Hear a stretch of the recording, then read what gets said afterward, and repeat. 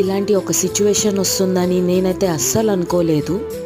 చూస్తూ ఉండగానే మా ఇంటి దగ్గర వాటర్ అయితే 5.5 feet హైట్ వచ్చేసాయి అన్నమాట. 3 days నుంచి వాటర్ లేవు, పవర్ సప్లై లేక మేము చాలా అంటే చాలా ఇబ్బంది పడ్డాం. కొంతమంది ఇల్లులైతే ఫస్ట్ ఫ్లోర్ వరకు ఫుల్ వాటర్ వచ్చేసి వాళ్ళు వాళ్ళ రిలేటివ్స్ ఇంటికి దగ్గర వేరే వాళ్ళ ఇంటికి షిఫ్ట్ అవుతూ ఉన్నారనమాట. ఒక ఇంటి పైన అయితే కొండరాయి వచ్చి పడింది. వాళ్ళ ఇల్లు పూర్తిగా ధ్వంసం అయిపోయింది. వాళ్ళైతే చాలా బాధపడుతున్నారు. 5 years పట్టింది మాకు కట్టుకోవడానికి, ఒక్క నిమిషంలో ఇదంతా జరిగిపోయింది అని. ఆ డ్రైనేజ్ వాటర్కి దోమలు పురుగులు బాగా వచ్చేసి నైట్ అంతా మాకు చాలా ఇబ్బంది పెట్టేసాయి అనమాట. ఇక పాతకాలం లాగా ఈ విసిన్కర్ర ఒకటి మాకు దొరికింది. ఇలా దీపాలు పెట్టుకొని ఈ విసిన్కర్రతో ఇలా 3 days మేము గడిపాము.